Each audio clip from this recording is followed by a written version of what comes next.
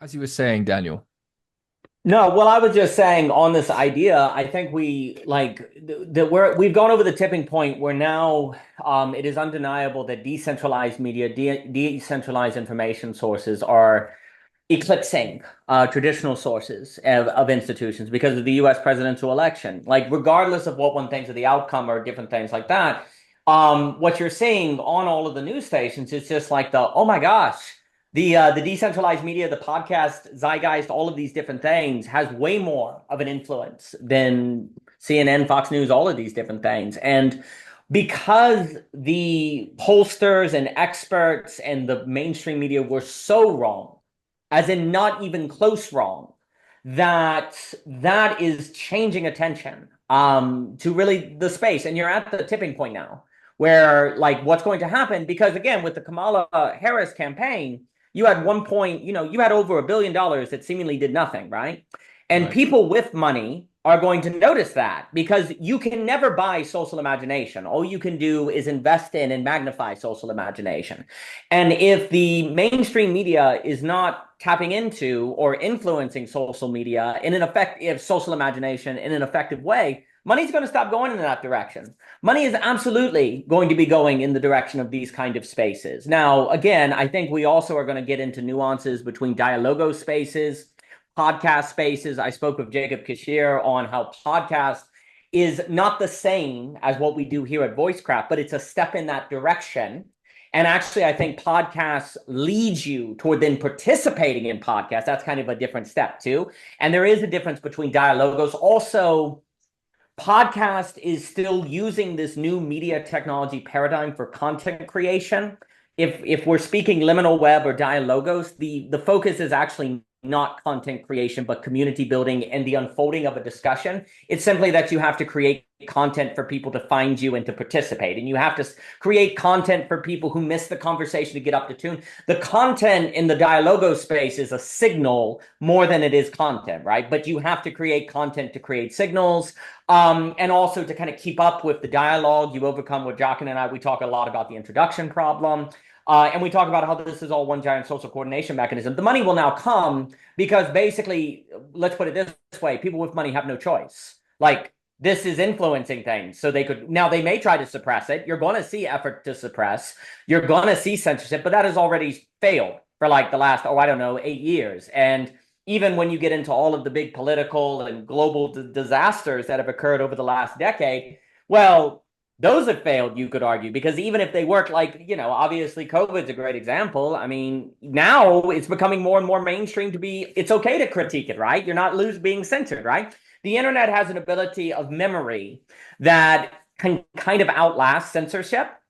And Mm. that's a kind of powerful thing because people can find other people who help them remember. In the past, it was hard to remember because it was hard to find people that would help you remember. But these dialogos communities help people remember and also help them hold it in a manner that is not merely a bitter burden, but also an unfolding of the kind of temperature of how the political structure works.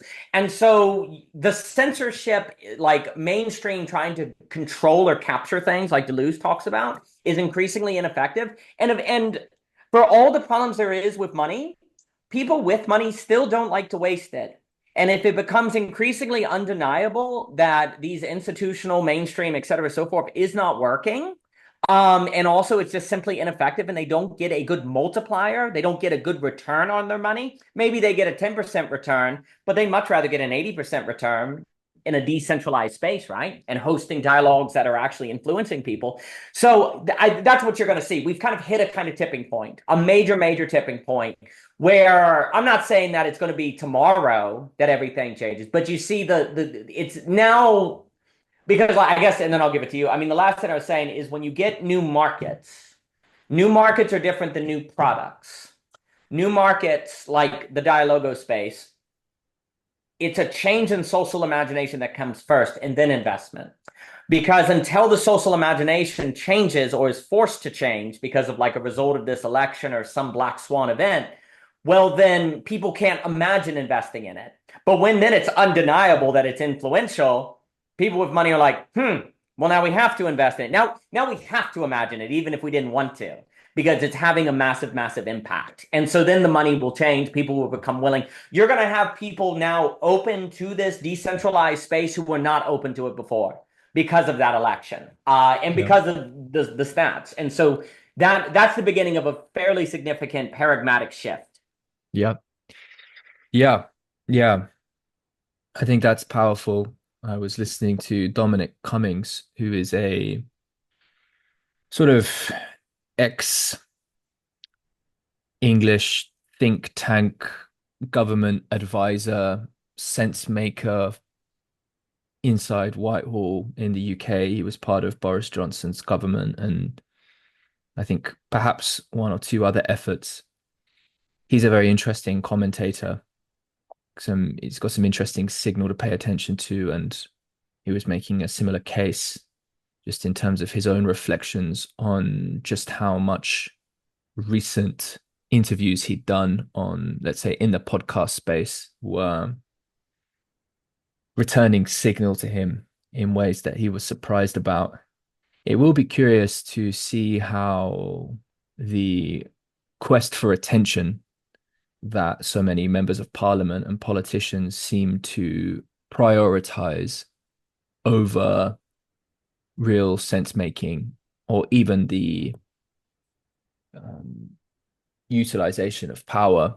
Perhaps Dominic Cummings sort of basically argues that, at least in the UK, all the MPs are effectively NPCs and they're essentially controlled more or less in a kind of slow, not particularly interesting, bureaucratic way around what to say and what have you. And he says the only thing they really care about is who's on that 8 to 10 morning slot on TV, this type of thing.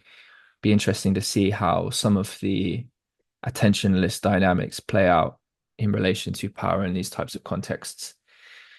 Should we see that things continue to shift more towards a decentralized media context? Although, of course, it becomes immediately interesting to think about the ways in which there are clusters of networks that belong together that might get snapped up by the Daily Wire or something. And of course, maybe have a famous falling out here with some other influencer that then goes over there. And you've got Elon Musk's fiefdom.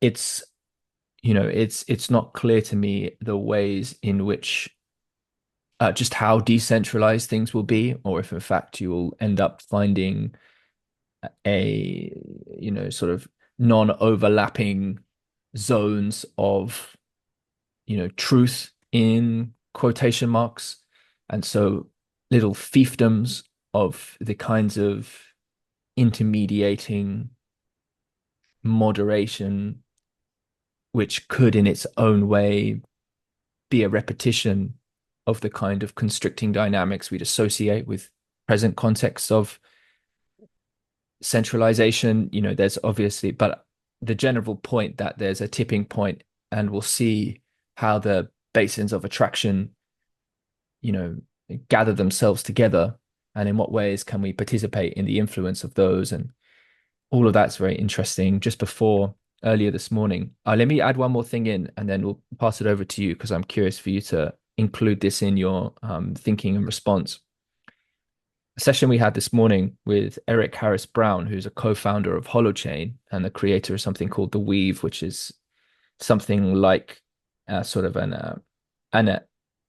some important additions working with the substrate of Holochain to provide for some of the design criteria of the effort to build the kind of digital tools for group formation and coordination and collaboration that are distinctly different from present paradigms of communication on the internet. So the core concept we were exploring is something he calls grammatics. And in the first 45 minutes, was sort of, is it a bit like this? Is it a bit like this? And where I'm sort of at in what I hope is a fair representation of it, grammatics effectively refers to um, the communication constraints and affordances within a particular domain. Now, that can also include, like plus agents in relationship, something like that. So agents plus constraints in the context of a given domain. And there's obviously many of these, but we can look at language. Obviously, we can look at um, sort of early internet protocols.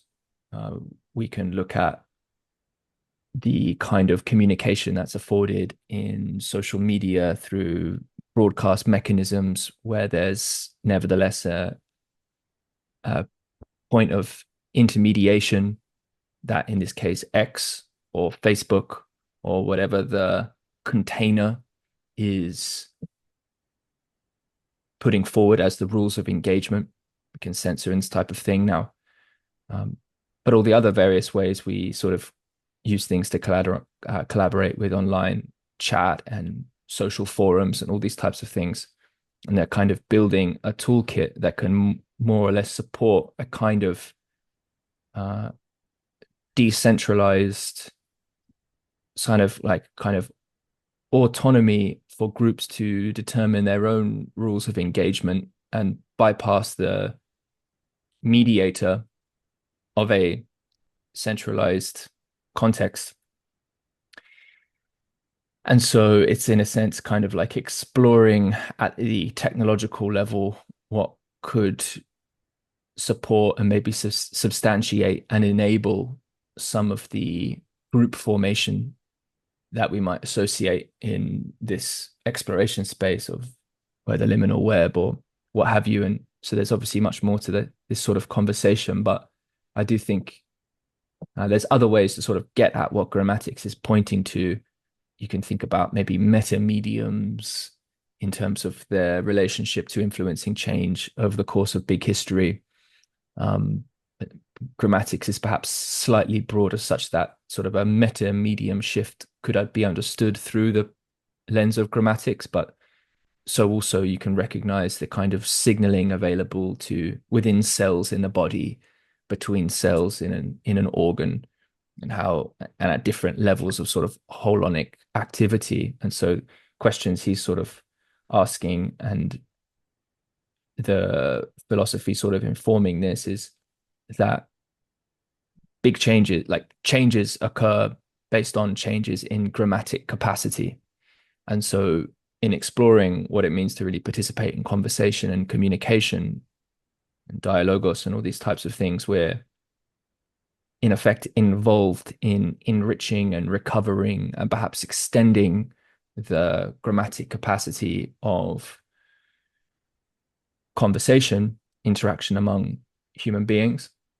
But given that's taking place in the digital context, what kind of tooling and technology can more or less support that general orientation? And that would be important to consider so as we don't just go blind to the sort of effects that everything from Amazon to attitudes in the blockchain space to Facebook and X and what have you. These are new paradigms in some sense, but they're also they have important similarities to, in a sense, we're already in the turmoil of their perturbations, and maybe we're in like a third or fourth phase of them, and we're kind of watching like giant mountains an ongoing fight and clash where it looks like these decentralizing forces relative to previous mainstream media is now, let's say, on top, and we'll see where the dust settles. But I get the sense that we're sort of standing in a mode and in a place that is also not particularly well supported or treated by X, Facebook, and so on. So yeah, that's something else I wanted to bring in. No, magnificent. Well, there's a few things that come to mind. First off, I think when new paradigms, new technology, new whatever come in, it is not that the old vanishes entirely. It tends to maybe have, it moves from a monopolistic space to a smaller space. Maybe there's a fight. Also, to even when we come to like new information technologies, it's not like people stopped talking when they started reading. Now they're, because you get talking, then it's possible to imagine writing, and what you write tries to represent what you were talking about, and now you're talking and writing, and then writing is what do we often read on the internet? Words, like in books. And then so you're always kind of subsuming, there's a kind of sublation of the old into the new, right? So it's not like it's a hard break. It's not like writing is alien, entirely other from speaking. Every new paradigm entails the old in a new way and then exists alongside the old. So, the point you're making is very fair. To say that we're entering a new paradigm of media information technology does not mean you won't have any institutions at all or any quote unquote mainstream, but it will be the quality of it will be different if it is alongside a decentralized source of information that is taken very seriously. Like, to explain that, William Ong makes the point that after writing, literally humans talk different. Like, we talk different after writing than we did before writing, and yet they're still talking. Like, a feedback loop is entered, right? So it all becomes mixed, and there's a competition, and everything changes in light of everything else, and you get a new paradigm entails the old, but the old things actually operating according to a new quality in light of the new things, right? So that's probably what we're looking at. Now, I think also a few things also come to mind on the question of, okay, well, is it all on YouTube? Isn't that a monopoly? Google, doesn't X control everything? They're all, audience capture, et cetera, so forth, right? Does not attentionless dynamics just fall into audience capture? What do you do to get a big audience? Like, you could say it's just a repetition of the same metrics that made mainstream media what it was, simply moving online, right? How is it really any different? You could argue, right? Well, there's a few things. Um, so the main thing that tends to be what leads to problem monopolistic ways of doing things is the cost of entry is too high. So, for example, if you wanted to start a business that competed with Google, the cost of entry is billions of dollars. Well, how are you going to get billions of dollars to compete with Google? Probably from Google, who's not going to give you that money. So what ends up happening is, in the business world, often, unfortunately, because of many reasons, the cost of building big infrastructure, you tend to get a moat is created, right? And that's why, even though people like, small business advocates on a libertarian side, maybe a Milton Friedman, people like that, free market thinkers, they tend to suggest that, well, capital, if you have market competition, you tend to get the best outcome. Well, that's generally true, but unfortunately, there tend to be infrastructural issues that lead you toward monopoly power, honestly. Now, without going into that economic argument, the problem that then occurs is that even though in theory, competition could correct the cancerous dynamics of market, it tends to stay in theory because the cost is too high. You have problems in intellectual copyright laws where a company like Apple or Intellectual Ventures can actually buy ideas without making it. And so Apple owns all of the information, the intellectual copyrights that could compete with them. So you get monopoly power, right? And that's what's happened in market.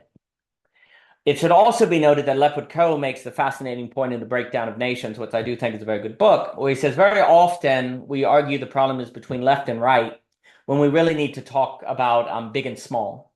And basically, there's no form of government or social structure of the right scale that can't work. He's like, communism at small enough scale can work. Family and there are plenty of communist communities. It's just when you move it to the state level. Capitalism at small enough of a scale broke down can work, but the problem is, as it moves up the scale, it tends to become monopolistic, and you get all sorts of problems, right? So he's saying that it's not merely a question of left and right, it's also scale. And the bigger something becomes, the more easy it is to control the competitive market. You get so many different problems.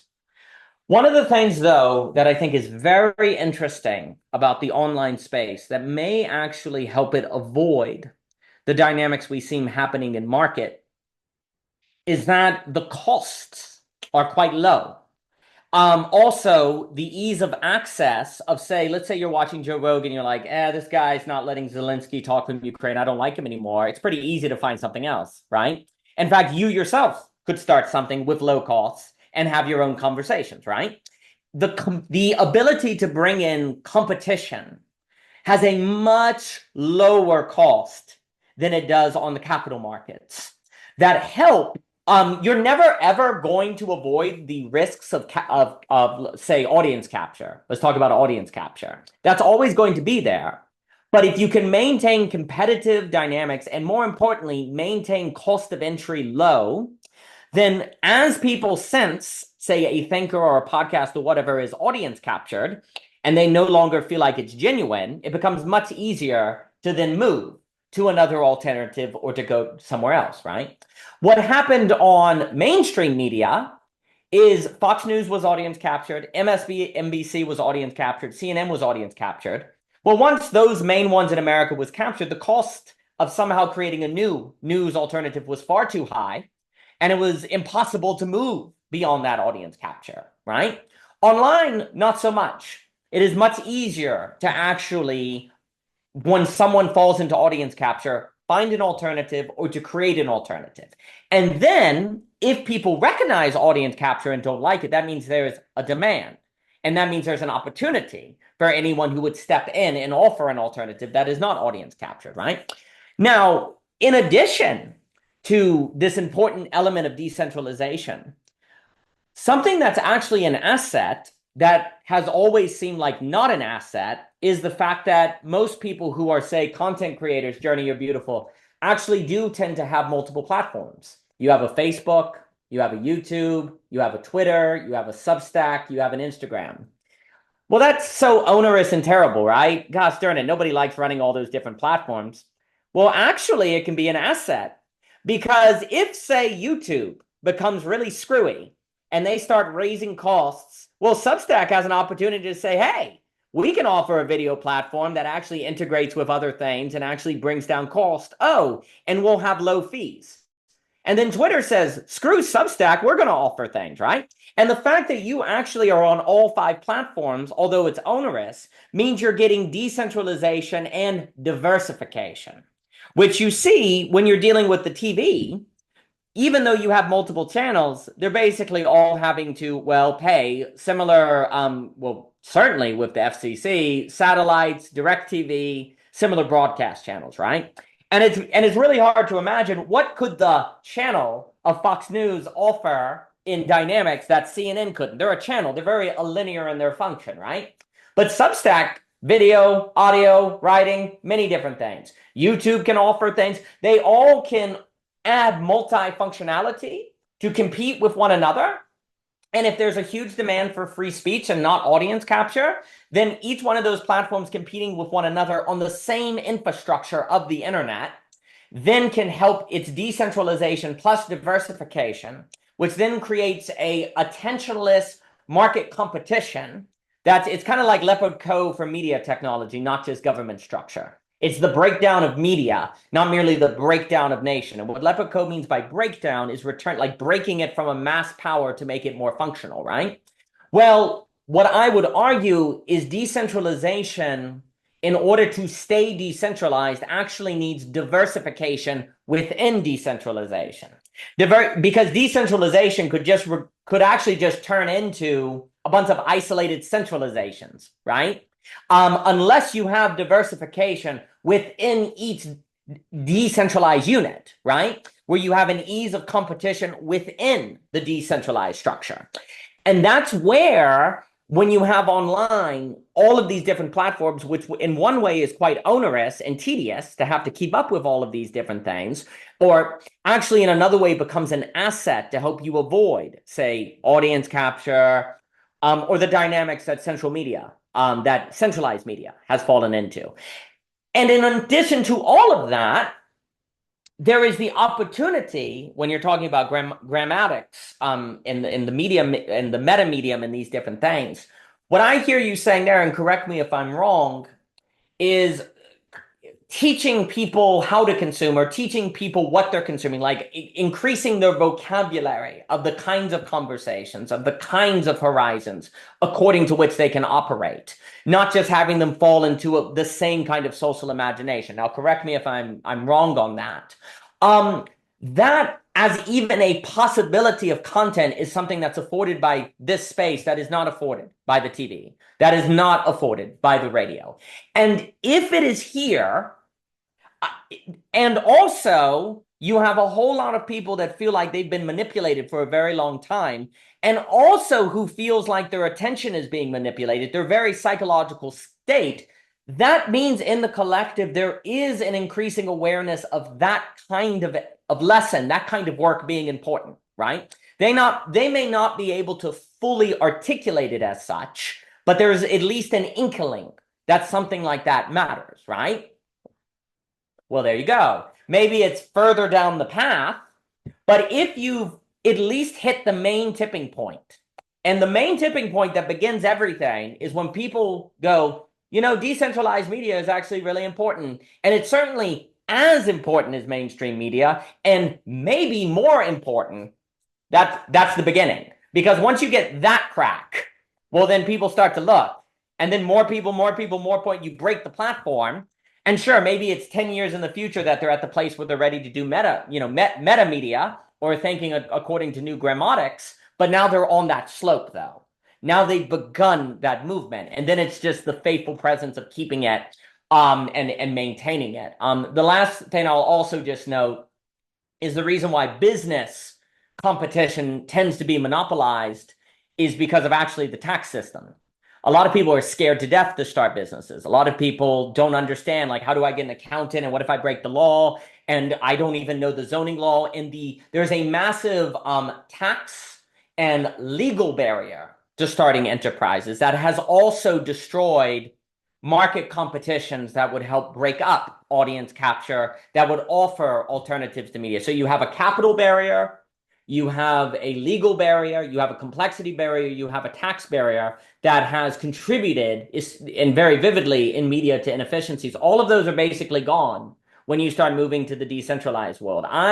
In starting a YouTube channel, really don't have to worry about the complexities of a tax system. Yeah, maybe you start an LLC, maybe you get a W-8 form. A W-8 form is not nearly as complicated as maintaining your entire inventory, paying some sort of mortgage on a business, loans, interest, and all of those different things. So the complexity of starting an enterprise is lower, which greatly increases the probability of effective means of competition that offer corrections to dynamics like audience capture and things like that. So that's another part of the puzzle, I think. But please. Yeah, beautiful. There's lots we could continue on here. I think there are some relevant additions to make to that notion of grammatics. But I'm sensing that it might be because we had a good conversation with Eric and I invited him back on. I'm wondering, we'll see if Forrest agrees. I did mention this to him a few months ago.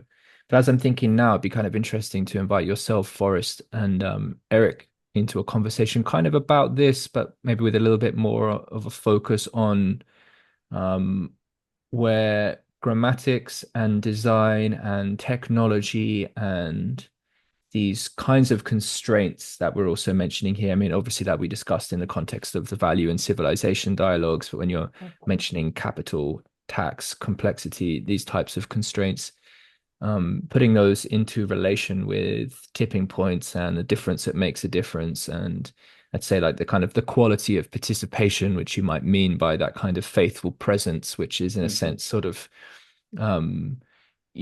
working with in that sense, staying faithful to the, what I like to think about as the kind of a living history of intelligence in relation that constitutes the capacity we have to make sense, make meaning, be in coherence, all these kinds of things, all these different levels of sort of holonic participation, each with their own kind of sort of, in a way, sort of distinct grammatics in terms of the signaling architectures and the capacities for reception of that signal and then expression of it back. So vocabulary is part of that, but then there's also the quality of receiving a given unit of meaning, which can obviously take additional forms to what we Mm. think about as vocabulary in language. We might think about it perhaps in the context of metaphor, analogy, dance, frequency, all these different types of things. But then in the context of the design of technology, digital tools that can support people to communicate. So they'll speak about whether that's sort of everything from chat to asynchronous text, and then um, Kanban boards. He was speaking about different kinds of tools that might be on one platform or another, but to lower, in fact, very explicitly lowering the barrier of entry, lowering the cost and the accessibility to actually use these tools in service of the community context or group formation context, right? Without, again, having to have that based within a particular platform. I appreciate your point around multiple platforms and competition and differentiation within those platforms, and all of that is very, very relevant. I do think there's some interesting things to pull out around, again, what kinds of innovation, what pathways are open to us at the technological stack level, which might be more or less in supportive of the general. You're sort of making a descriptive argument about something which I very much agree is happening, but we might also wonder about the normativity of the kind of technologies that could support um, coordination, which isn't to say just because we think they're better, they'll be possible to achieve for reasons of network effects and other types of dynamics and all the rest of it. So we want to situate ourselves in history and all of that as well. And that would very much be part of the conversation. So if you're open to it, I'll keep that in my mind as something potentially to invite for next year. Yeah, Eric's a very interesting thinker, and yeah, and it is, I think, very much open to the sensibilities of the the the the caring and careful kind of dialogic participation that we Yep. appreciate as well. So let me just say that I'll give you space to respond to this, um, and then after your response, unless there's something you really want me to respond to, then perhaps we could shift over and give, if you're up for it, to play a game of the Glass Bead Game. Would Sure, I Yeah, saw I that. think it'd be Yeah, fun. yeah. Okay, Okay, so I'm down. please go ahead. Yeah, well, I'm very interested in what on the. I'd love to learn more and on the grammatics. I mean that sounds fascinating. I agree with everything that you were saying, and I'm always down for a conversation like that. It'd be lovely to speak with Landry again. I hope he's doing well. Yeah, definitely there. So there's a few things. There's definitely a kind of media platform competition that has not been possible before because of the cost of the barrier of entry, the lack of the lack of access, costs, and so on and so forth. And so that competition seems quite key because it's not merely a competition between the information, but the platforms and means of information themselves, which also is kind of necessary if we're going to talk about competitions between frames, not merely objects, but frames and ways of thinking and the technology that makes those frames possible. And so that has to be part of the equation. And I think basically there are possibilities. I should also note that you really don't start to see. Let me put it this way. In order to really start seeing the mega innovation, you first have to have the tipping point. Because the tipping point is when people go, oh, wait, decentralized media is just as important as mainstream media. Well, suddenly a whole lot of people who could bring a whole lot of new ideas and whole new possibilities will suddenly enter the space before we're. So one of the other issues is you need the tipping space to make possible the things you can't imagine yet, because that brings in minds that weren't going to be there. So that's an important point. It's not just the money. It's now the willingness of people to think the possibility. And the more people who think the possibility, the more networks effect you can get, the more imagination you get. So we really, it's not simply now that decentralized media is going to be a multiplication more of what is already there. It will that obviously that will occur, but it actually will be the multiplication of the potential of things emerging that were not imaginable yet, right? So that's huge. Because there are of course, there are, you could say, well, YouTube owns everything, and that's a problem, right? Well, you get people in the Web 3.0 world, blockchains, decentralized things, people coming in, it's like, wow, we need to create infrastructure that opens up possibilities to avoid these monopolistic possibilities that are still there in decentralization. Well, the fact that thousands, if not millions more people will now be thinking the problem because of the election greatly multiplies the possibility that something very real happens. And honestly, I do, without making the case, I think history is a pretty good guide that shows that once the social imagination shifts, as long as there is truly a new technology that makes new possibilities there, which I'm sold on, I think we've seen that for 5 years, well, then now the multiplier effect begins because it's there. It just has to be thought to its fullness, right? The other factor, before I forget, that is also extremely unique for the media ecosystem is the ease of migration. Let's take Substack as a very good example. The amount of people who have shifted to Substack in like a year is pretty remarkable. That's really important because, like, everyone has always said, well, if you don't like your government, you can move, right? You can go to a different country. Yeah, about that. Yeah, sure, you can, but that's not a very effective. It's very difficult. You have to sell everything. You have to find somewhere. You have to find a country that doesn't have a language barrier, or you have to be willing to take on the new language. You have to, it's very difficult to move to a country that is certainly to a country that's not similar to your own, right? And yet I think it's also true that the most effective form of democracy basically is migration. There's no better way to vote than with your feet, right? But if it's very hard to use your feet, then it's very hard to vote, right? And so then you ultimately can only vote in accordance with the choices given to you, right? But the most effective means to vote is to your feet, right? But in the real world, it's very hard to vote with your feet. And also for most, well, certainly for 100 years, if you grant that, maybe 70, how could you vote for your feet on media? Like, oh, you're going to go from CNN to Fox News? Great. Yeah, still DirecTV, still the same paradigm of media, still the same paradigm of information. You could not realistically migrate to a new way of doing information, right? That really was not there, right? Well, with decentralization, not only do you have a migration from centralized to decentralized, decentralization inherently entails many possibilities of things to migrate to, right? Not simply on, it could be a similar structure of podcasts, but then you have podcasts and dialogos and who knows what else, right?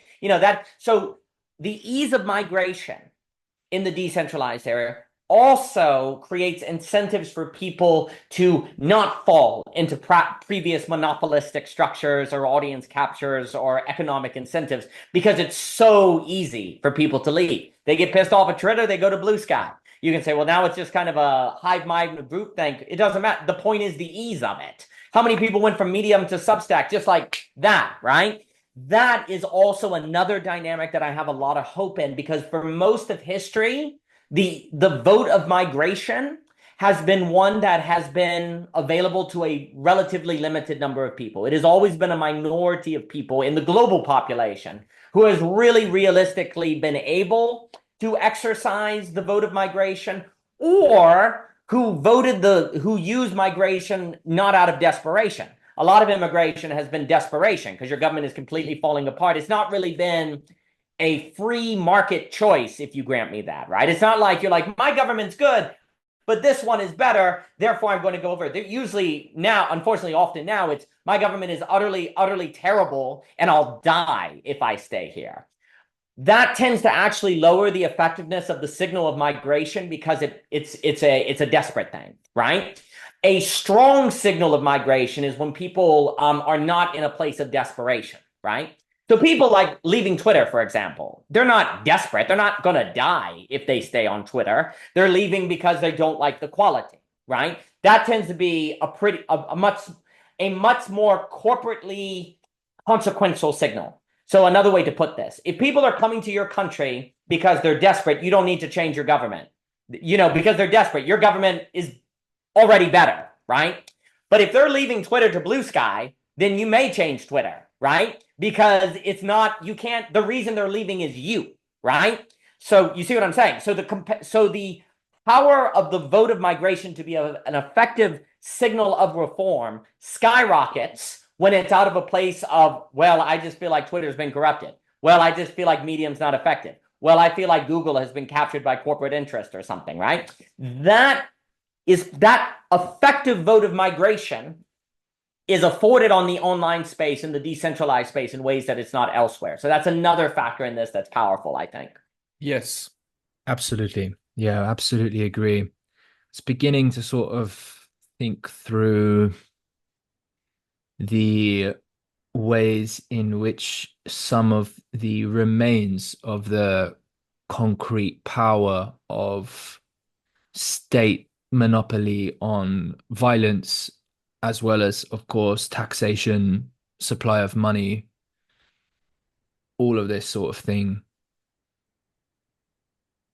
could play into wanting to shape and enable, modulate, disenable various possibilities of this emergent space that we're speaking about. I think it's something that would be interesting to return to. We're sort of seeing already in Australia, there was one bill rejected, but another one passed, which is to do with sort of digital identification online to prove you're over 16 in order to access sites like Facebook and what have you. There's been a lot of pushback against that, but I think we are potentially still very much, it's not clear in what ways whatever forces of centralization there are will in fact shape the landscape of possibility for a lot of this stuff. And so I think that a conversation exploring some of these dynamics that's also really wanting to work with some, let's say, present political pressures would be really valuable and something also to pursue next year, to kind of keep alive the enthusiasm and sense of real pointing out of where the potentiality is in the landscape, as a means, of course, as well to inspire participation in that. But I think as well to sort of name what some of the obstacles and interacting forces, like for instance, imposing a frame of inter-elite conflict onto this, I think would be quite interesting. So, and of course, the power base of various elites, of course, it's massively can be understood through the lens of media. My sense is there are also additional factors to name, of course, money, but I am curious about other things, of course, like ideology and various other modes of binding together coordinated function, which are relevant as factors in the full stack of complexity associated with sort of thinking about what the degrees of freedom and possibility are for more wisely or collaborating, interacting, building in the world. So I'll leave that as an invitation for further conversation. I will give you the final word. And this always happens in conversation with you, where it's like, oh no, actually, we don't want to stop the conversation. So I'm gonna stay faithful to. I'm gonna final word to you, and an invitation to the future. OG Rose, here you go. Well, I think what you just said is very important. I think basically, so when Deleuze talks about line of flight and the idea of avoiding capture, there's a certain notion that you become imperceptible, right? Like you become that of which the system or the algorithm cannot calculate and thus it cannot capture, right? So the question becomes the following. What can the decentralized space socially coordinate that is more like a line of flight than not? Because the more that it's a line of flight than not means the more it can avoid all of those centralized, because this, centralized power is going to try to control it. They're going to try to capture it. they're going to try to pass laws to get rid of it. They always do, right? So there's going to be a fight, right? Well, what would be the more something decentralized approaches quote unquote line of flight, the more and more that by definition efforts of centralization will not be able to prevent it, right? Because it won't even be able to bring it into the frame that it can make intelligible according to its own principles to control it, right? This is why I think social coordination, I talk about the liminal web as a social coordination mechanism, basically the most effective one in human history.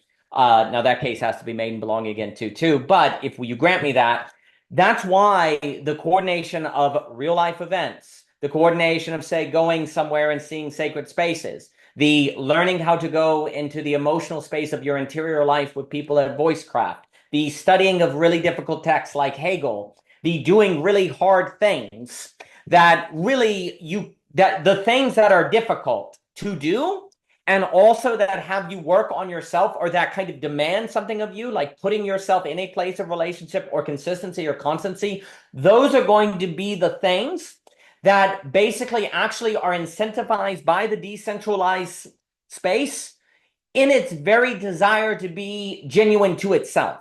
If the decentralized space wants to be genuine to itself, which it does, that's why it came into existence, then it will be incentivized by its own telos, its own ethos, to actually go in the direction of doing hard things.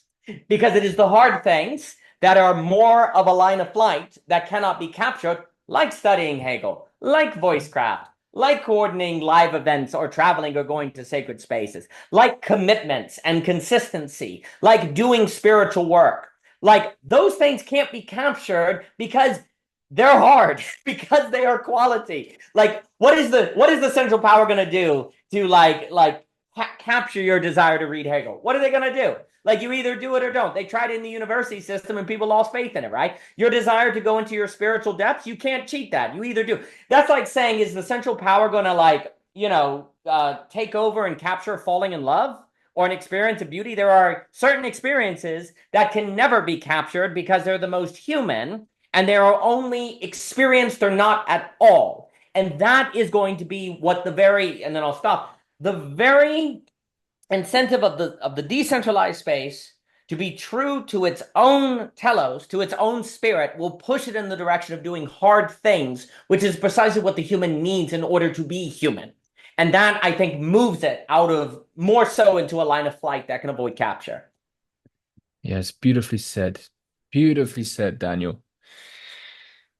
I remember I was speaking at the end of a talk I did 3 years ago now at Esoteric Festival, and I was attempting to give voice to the inherent uncapturability of what you're speaking to here, of what we could say, participating in conversation in that sense, really showing up to the quality of exchange here, the the unique angle on the inside out mode of sharing voice to this channel is you can look at it from the outside and you can participate in receiving it and expressing back, but there's something about the unicity, the singularity that participates in the relationship, and that the quality of that relationship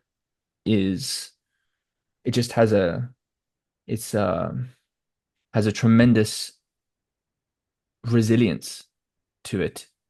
Um, Although partly in my mind, as you're exploring all these thoughts, I'm like, well, George Orwell basically explored how the state might go about attempting to close down all these things in 1984 and what have you. And, you know, dystopias, they do seem to happen. Well, please do not take me as saying that you cannot have a possibility of, I really do not want to say this, but it is very possible of a World War III situation, breakout of a totalitarian government. I think that, I think it's in the news today, declaration of martial law. You can absolutely Yep. still have. But let me put it this way. In order for this tipping point to not unfold following what the history of new social imaginations tends to follow, you will have to go to actually something like Orwell. Neil Postman said that Orwell was wrong and that Huxley was more right. And you could argue that at the end of history, Fukuyama, 1950s, it's not really been Orwell that's been the problem. It's been the Huxley. I would actually say Kafka and disablement of Ivan Illich. Okay, so but what I'm saying is that age of that being the effective means of centralized capture is over. That's not going to work because it requires people to still basically have faith in centralized systems of entertainment, of pleasure, and so on and so forth. If that is lost, or people is like, wow, this isn't as legitimate as we thought it was, well, then the pleasure and the entertainment and the information it gives you likewise doesn't feel legitimate, and then you start exploring alternatives, right? So that's what is beginning to shift now, for good and for bad, because the bad form of this is the Pynchon novel where everyone ends up in basically a conspiracy, their own siloed, fragmented version of reality. So decentralization, the risk of decentralization is Thomas Pynchon with a little more Kafka quality. Now that has to be brought out, but if you grant me that, but that is the risk of decentralized media to itself. If centralized power wants to make a comeback in this environment, it does have to be in more of a V for Vendetta, Orwellian, World War III structure. Fear has to move in. That is extremely possible. My prayer and hope would be that after the trauma of the Cold Wars, World War IIs, and maybe the movie Oppenheimer, that would not happen. Certainly could, though. I'm not saying that there's not that contingent risk, but centralized power at this point, I do think is going to have to take that much more authoritarian role to maintain itself, if it's going to stop the unfolding. Yeah, well, how would you classify something like the Matrix then? Because you could see a certain subversive centralizing technology perpetuate the ultimate virtualization Yeah. that could also be a failure mode of too much decentralization Yeah. as well. And that's partly back to the grammatics thing of trying to understand whether or not the technologies we're actually building in principle to support some set of things we care about are in fact enabling us, or are we in fact becoming bound to those technologies and the whims of how they might be employed at the behest of particular contexts of valuation, like the big centralized organization that wants to own the whole marketplace again. So I think that potentially there's ways in which sort of subversive centralizing forces, if we're not paying close enough attention to the kinds of technology we're actually using to engage and share and exchange. I mean, we're obviously seeing artificial intelligence play out in interesting ways. There, I think, are legitimate risks around the ways in which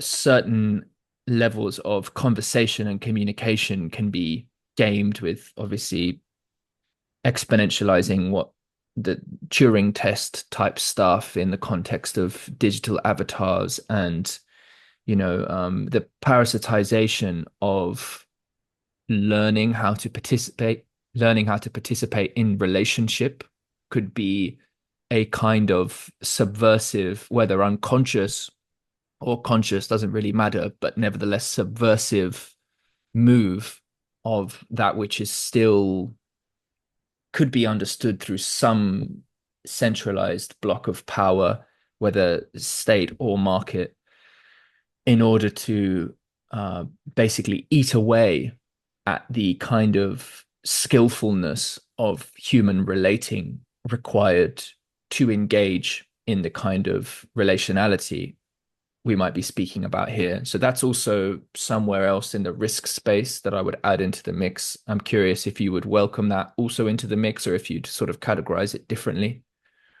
No, I think it's a magnificent question. This is where perhaps a strange luck of the draw of history may come out. This is where actually COVID could turn out to have been a great thing. in the weird way that had COVID not occurred, which greatly multiplied and accelerated the decentralized space, the realization of, wow, we really want relationships and community. It really sucks to be isolated, has actually, in my opinion, turned people off to that possible matrix reality that actually probably would have been a lot more likely without COVID.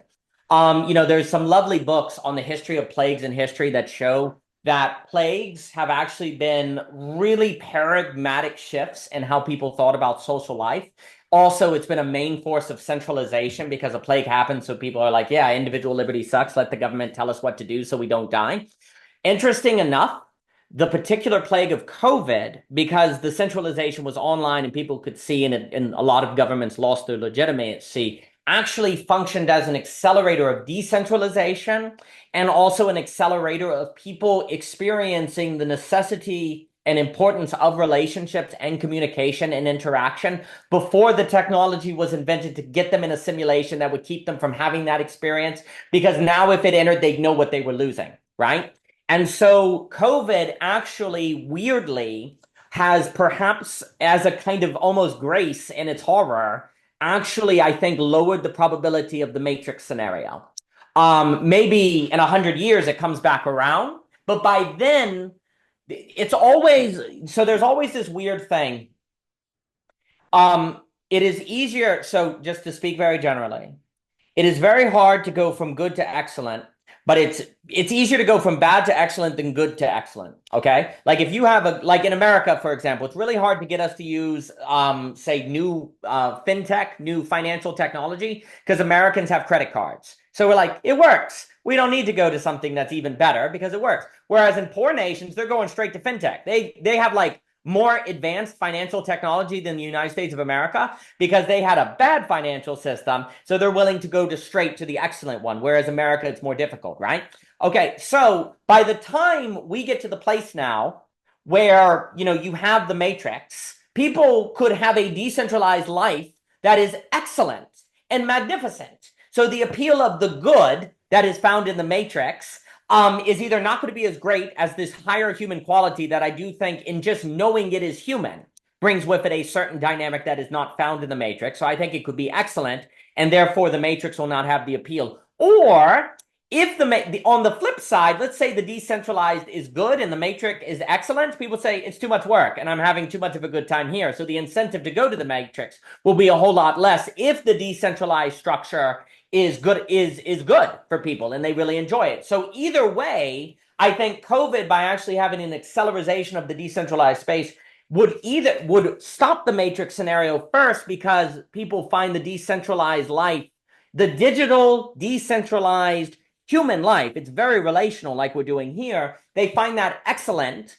And so the pleasurable good matrix is like, screw it, it's good, why would I trade excellent for good? Or if the matrix is somehow more enjoyable than this, as long as this is good, the work of giving all this up and going over there, it's like, why would I do that? This works for me. So either way, the matrix scenario I actually think is now less likely, certainly for the near term. Well, take that, Matrix. You better watch out. I think the Matrix is gonna come and get you if it ever takes control. You're gonna hear the echo of this last statement just Yeah, replay well, as you I also fall think into video the game culture shows us so for example, video game culture is pretty close to the Matrix. Video game culture didn't take off until what? Really Discord or Twitch or the ability to socialize video game. What gave video games a second breath? When it became much more communal, right? When it became much more relational, when you now like I think one of the biggest video game crazes is speed runs, right? Like how do you beat a game fastest or break the code? That's all a community effort. Everyone trying to Mm. break the game together, right? I think it is very implausible, in my opinion, for a matrix ever to be created that people would choose if they couldn't somehow make that matrix communal. Well, the moment it's communal, there is a potential limit to the control of people in the matrix because you're bringing in other people, other unknowns, other factors of complexity that make it much more difficult to control, right? Yes. So, Well, I agree with that. I think and again, I personally don't believe it will happen either. But the argument that I think would be the smart argument to make would be to consider the gradual decay on the meaning making and relational capacities of human beings through the uh, replacement in critical years and critical contexts of human relating with artificial intelligence in various ways. Something like that argument made by Zach Mhm. Stein and others. He shared it a bit online. There'll be a new book coming out about that. Zach Stein and Mark Gaffney talk about, the death of humanity as one existential risk, but then also the death of our humanity. And so I do think there's something to be said for um, you know, uh, enthusiastically building and modeling and aspiring in the world to the kinds of communal ways of being and relating and appreciating life and what have you, which there is in that sense. There is a um because there's there a war in the social imaginary being fought there. Could you say something like that? I do appreciate your points about gaming. There certainly is that communal aspect. One can, of course, question the degree to which how much of that is a crutch potentially Sure.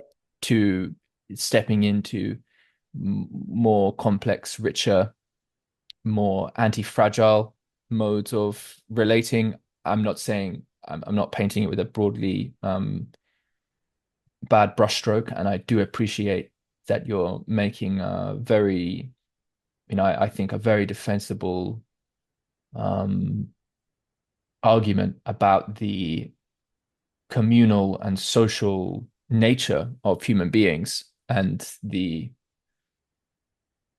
yeah, I mean, so I'm agreeing with that basically. I am interested in the ways in which uh, I mean, this is perhaps slightly more controversial, and I'm really only making this in the most speculative ways. And I'm not sure why there has been an increase, for instance, in uh, autism and various spectrum type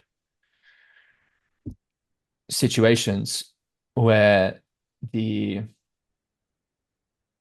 for whatever reason, the kind of social relational capacities are changed in a really important way. And that may have nothing at all to do with something like the orientation toward transhumanism. I'm not actually making that explicit connection. So let's just acknowledge it as a separate uh, sort of phenomena in the space of complexity. But there are these seemingly um, kind other sorts of philosophies and attitudes toward participation in life, perhaps typified by the "don't die" moniker of what's his name? Is it Brian Johnson? People make arguments around obviously seeking to replace or discover God and different psychoanalytic arguments around whether we're talking about the big other or seeking in some sense to receive an image back onto ourselves in ways we're unaware of through some sort of summoning of a greater than who can somehow answer questions we have of ourselves for ourselves in a way that might negate our actual participation in a sense the mystery and risk of life. Like if only I could experience dissolution into absolute everything in some metaverse context and have no body in that way. And maybe, like if only I could experience what it's like to be a planet. And now this stuff is interesting on a completely separate line of inquiry in terms of genuine, phenomenological experiences are available to us by other means, but the attitude toward, let's say, escape into a kind of virtuality, I think we've got a few different types of sort of evidence bases as threads of possibility in society that are also playing out, which I think are in their own ways, um, attractors in a direction other than the kind of relationality that we're, lauding here. I don't know why I'm not playing devil's advocate. I don't know. I'm just in the mood to just name other stuff that goes Yes, potentially into that's good. the. No, but you're getting at the big thing. Because we're entering the age, ultimately, all of this is leading into a competition between ways of being human.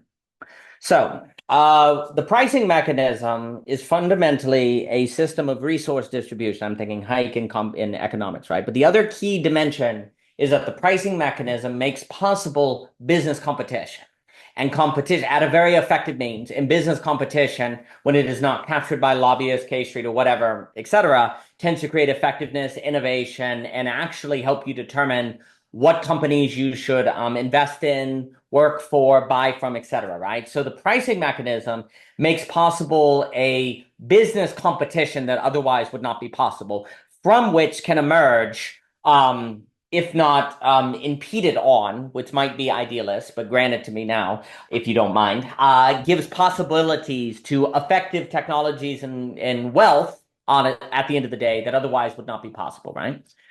All right, well, if we now have a social coordination mechanism that was not possible until basically now, which is the argument I would like to make with the Zoom, the liminal web technology, that also means we should expect a competition on top of that mechanism that actually was not possible until now. And basically, that competition is the competition on ways to be human. So, do you think that you are human? The ways to be human, you will see the transhumanist way to be human. You will see the technology all-in way to be human. You will see the voicecraft way to be human. You will see the religious way to be human. And these will be on offering, and they will be in a competition with one another. And people will see and decide among that competition what model they want to follow. And of course, model goes back to virtue ethics, Aristotle, and classical thought, where the human needs models to decide how they're going to model themselves. We're entering an age of the competition between different ways to be human. That was not possible before. And ultimately, the only way we can belong again is if we have that competition, because we need to see different models by which we can frame towards. So, to Zach Stein and Gaffney's point, absolutely, you see ways where technology is taking over attention and threatening the human being. Fortunately, whenever there's a market, it doesn't happen all at once. You see it. Apple doesn't take over all at once. Apple arises alongside Microsoft and Google and other things. So likewise, the human being that is completely captured by AI or who goes all in on technology will exist alongside the human being who is perhaps more influenced by Ivan Illich, who uses a flip phone but not a smartphone. And do note how many people have actually gone back to flip phones from smartphones, who are actually pulling away from technology. Because the taking over of the human mind happens slowly and happens at different people at different rates, to which people can then recalibrate their life trajectory in light of. That's how markets work. The reason why markets can work so well is because no business takes over all at once. And likewise, no single quality of how to carry yourself in the market dominates all at once. It's gradual and slowly, and people see it. Likewise, people are looking. It's like, does seem like there's more autism. Does seem like there's more, attention deficit disorder. And people start experimenting and saying, well, maybe it's the cell phone. Well, maybe it's this food. Maybe it's this, that. What is all of that?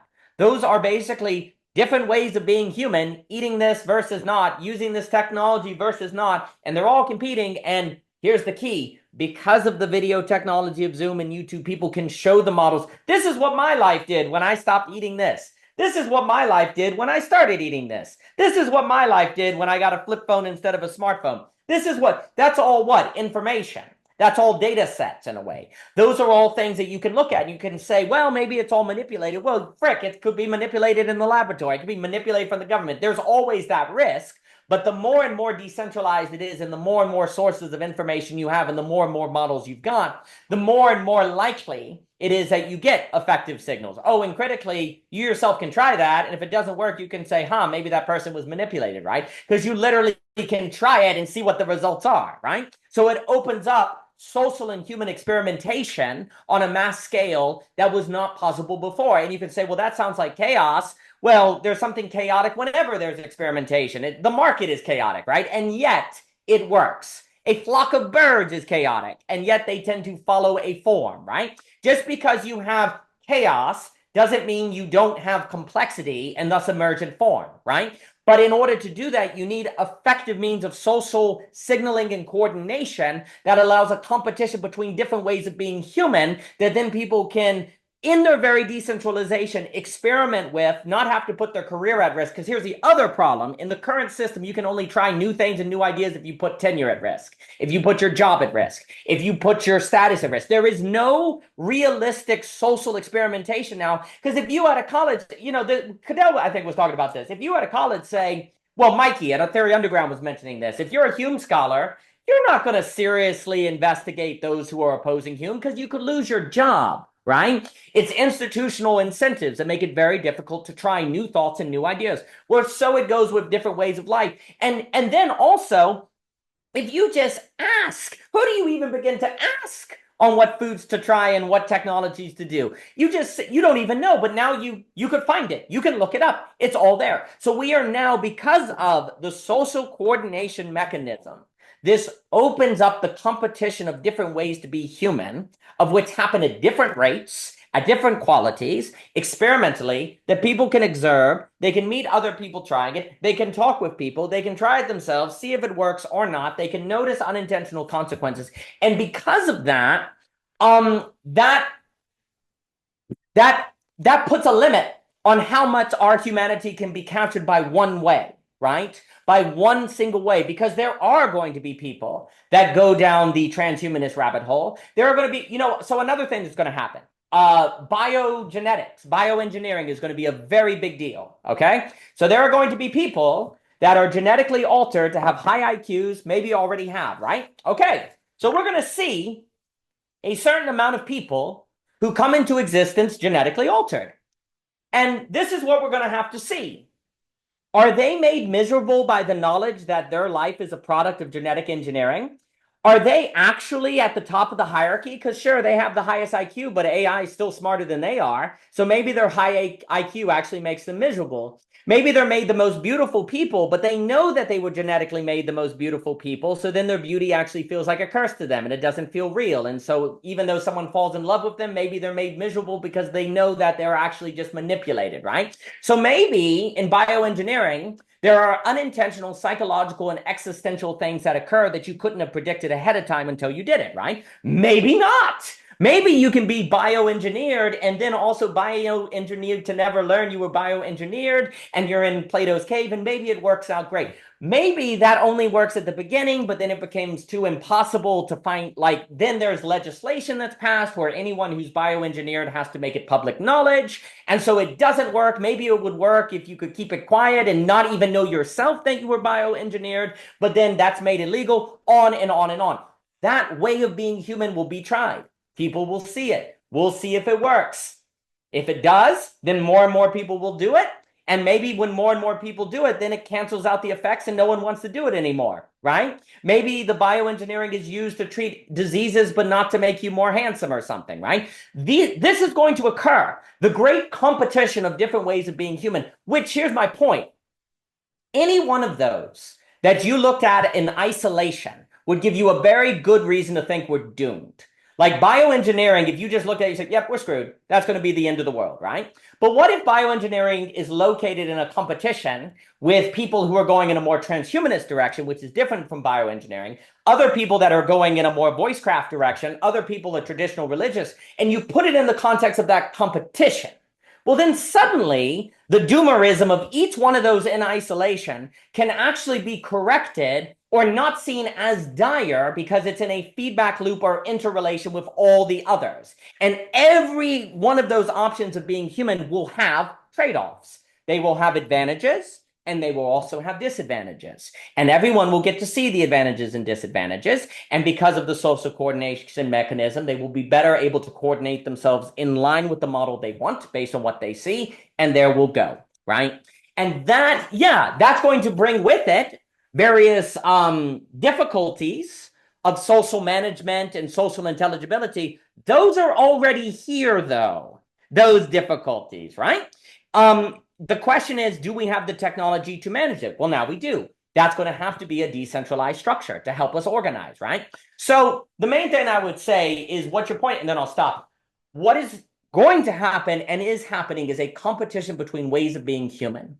And it is not obvious at all which one of those ways is best. And in fact, for some people, if X might be better, other people, Y might be better, other people, Z might be better. I promise you that every way of being human will have unintentional consequences that are not calculated, that are not thought. And it is not obvious. It may seem like people who are genetically engineered will have an unfair advantage over all the rest. I would not assume that because they may be existentially tortured way more than everyone else. And actually, having a really high IQ tends to correlate with a lot of misery for people and also maybe like useless faced with AI. Who cares if you have a high IQ? The freaking supercomputer is still smarter than you, right? And so high IQ just feels like a torture, right? Likewise, being genetically altered to be more beautiful, again, could be a torture. Likewise, transhumanism, when you know that you are, well, merging with a machine, you may experience yourself as a coward because you know you're doing that to avoid pain. So what seems like it would be a great accomplishment may actually be suffered as a great misery. And the Luddite person who denies all of these possibilities may experience themselves as courageous because they didn't give in to these temptations. And they may have a quality of relational and social life that's better than the other options, right? So there are all these possibilities that will come out in the competition of different ways to be human. Yes, very well said. And we'll bring this to a close now. I am interested in and committed to continuing to work on the ways that we can maintain conversation, dialogue between and among these different possibilities. I think that itself opens up an interesting angle here, perhaps enriches the context, the landscape, in a sense, of humaning in and amongst this as well. And so there's a lot to return to. Thank you very much, Daniel Garner. Now let's play